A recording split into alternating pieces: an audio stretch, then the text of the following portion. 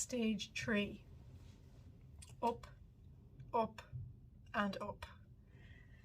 So the morning started a little bit unusual, if I can say that, for a desert marathon. So we started off the morning with an engagement at the start line. Belle course à tous les deux. Félicitations. Vraiment, le marathon des sables, ça unit les gens. So this guy hopped up beside Patrick Bauer, and apparently him and his girlfriend met at Marathon des Sables a couple of years ago, and they were back again. So he hops up in front of everybody and makes this proposal. Thankfully the girl said yes, because that would have been an awkward trip for them for the last few stages. But it was actually a really lovely way to start off the day. I actually saw them a little bit later on, congratulated them and stuff, so that was pretty cool. So in terms of terrain, today was actually the most fun that I had. It was pretty much all Jebels. Like, we were going across these flat dry riverbeds, like all this cracked earth, and then straight up these Jebels. The scenery was absolutely incredible, all this open landscape in front of you, and you could see all these people kind of scrambling up in front of you and behind you as well, finding different routes. Where is the sand unbroken so I can get up easier, all that kind of thing. And there was even a couple of ropes as well to help people out. It was kind of funny at one stage because there was this guy in front of me and he just couldn't get a grip. I'd say he probably had a problem with heights or something, but he just kept slipping. And an automatic reaction, I just like shoved him in the arse up this Jebel. It's just an automatic reaction, but there was just an explosion of laughter both from him and the people behind me. But I could help him to get up, and then he actually held my poles for me when I was scrambling up as well. So yeah, but look, lots of beautiful scenery, some crazy heights, beautiful landscape. I had the best time on day 3. However, so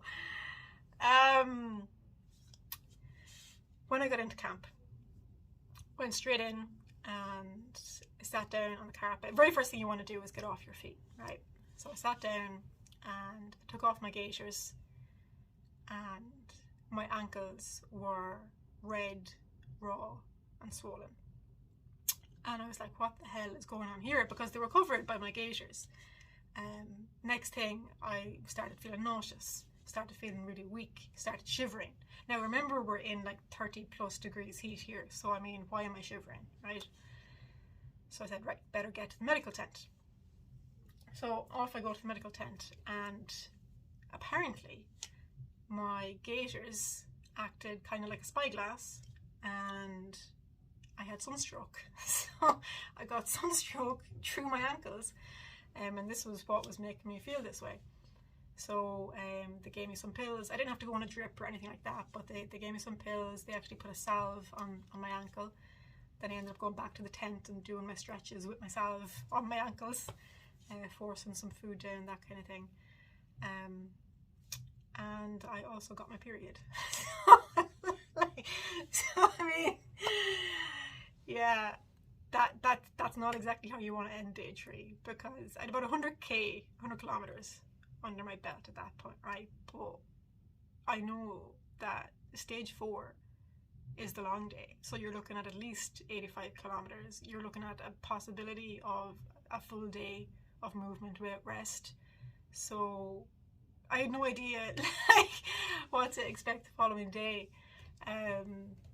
But yeah, like it was great to get it done. Stage 3, very, very exciting overall. Really enjoyed it. Not the best end to the day, but I had a lot of fun.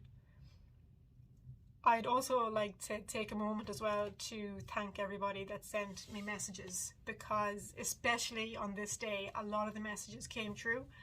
And after this whole sunstroke experience and not feeling the best, those messages were an absolute godsend. Like, I can't put into words how much those messages meant to me, particularly on that day, heading into the long day the following morning as well.